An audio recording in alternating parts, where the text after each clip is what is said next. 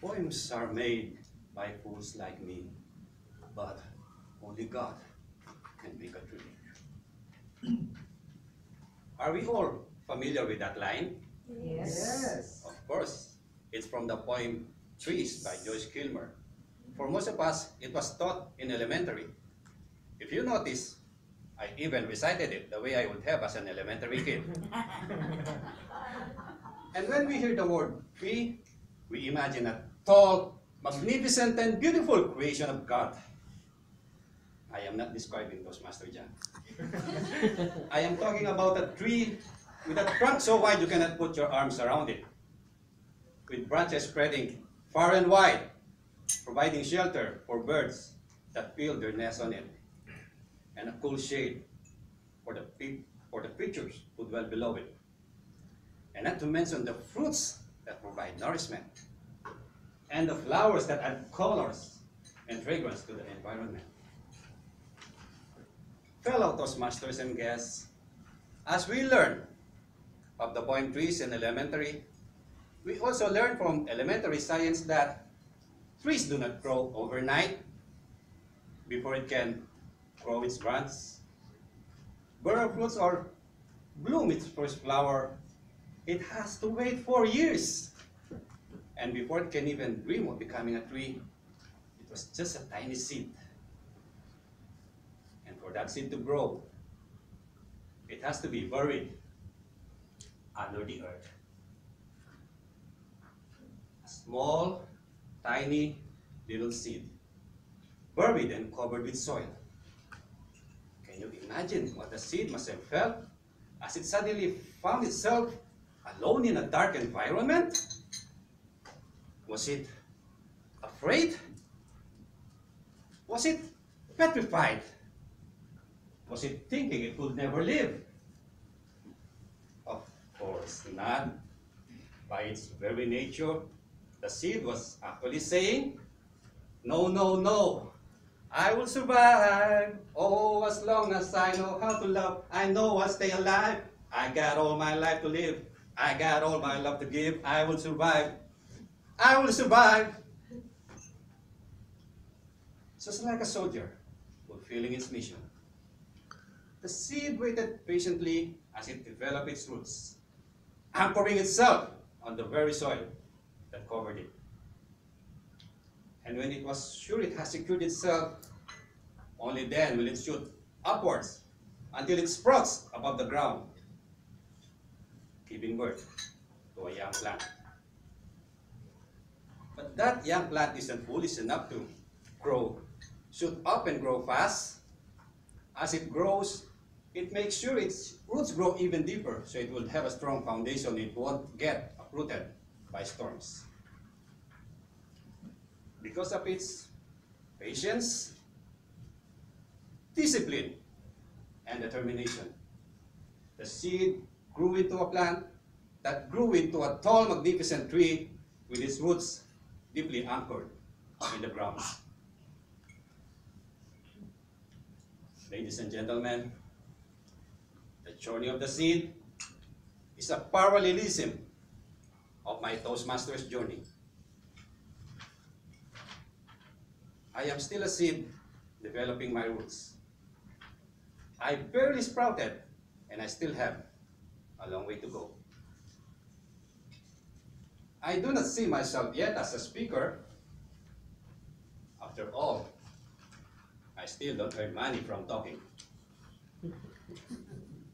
This being my BSP 10 doesn't prove anything aside from the fact that I have delivered more speeches than some of you here.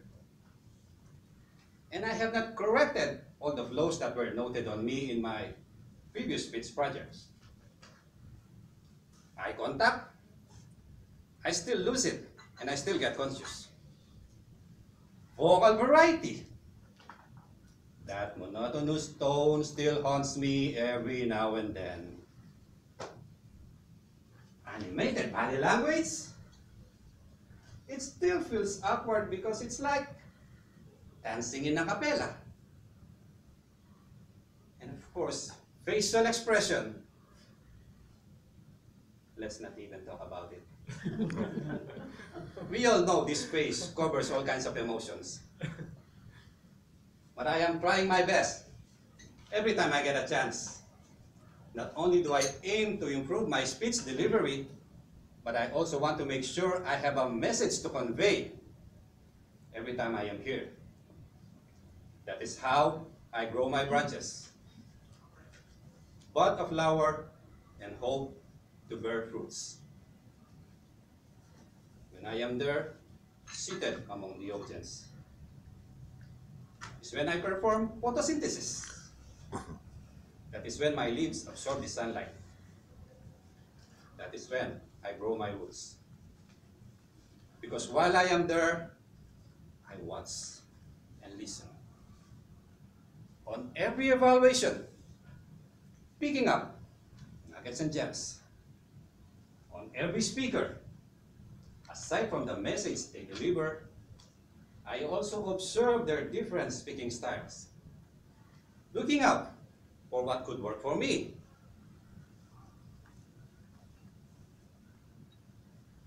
For your information, I usually charge 10,000 pesos per hour for this type of seminar. But here, I'm doing it for free. Of course, I need to make sure it's relevant to my speech. Indeed, I am still a young plant. I still have so much to learn. And I still have a long way to go.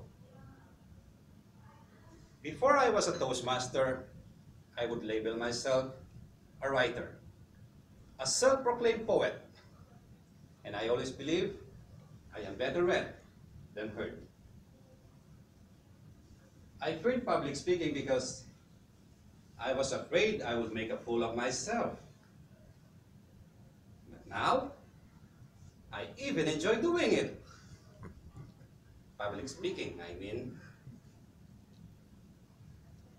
That little achievement that I had in the recent humorous speech contest did not get into my head. And to prove that, my cup still fits me. But it did add nutrients to the soil I am trying to hold on. And that is faith in myself. It will definitely strengthen me every time rains of frustrations and winds of self-doubt try to uproot me.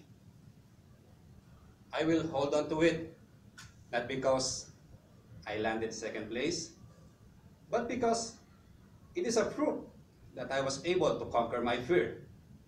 And if I was able to do that, what can stop me from moving further?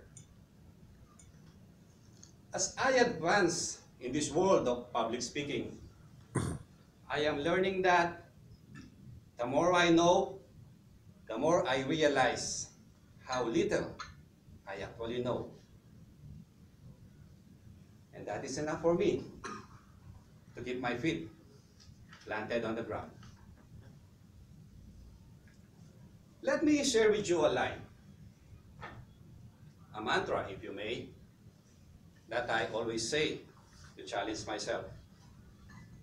Perhaps this is the reason why I often find myself in some uncompromising situation in Toastmasters. Each one of us would like to give our best every time we stand here and deliver our speech. However, as the song goes, doing our best isn't good enough. Do you want to know why? Why? If we want to be like the seed that grew into a tree and keeps on growing, as its roots grow even deeper, we should never be contented with just doing our best. Because after doing our best, the next thing that we should do is be consistent. Mr. Toastmaster of the evening.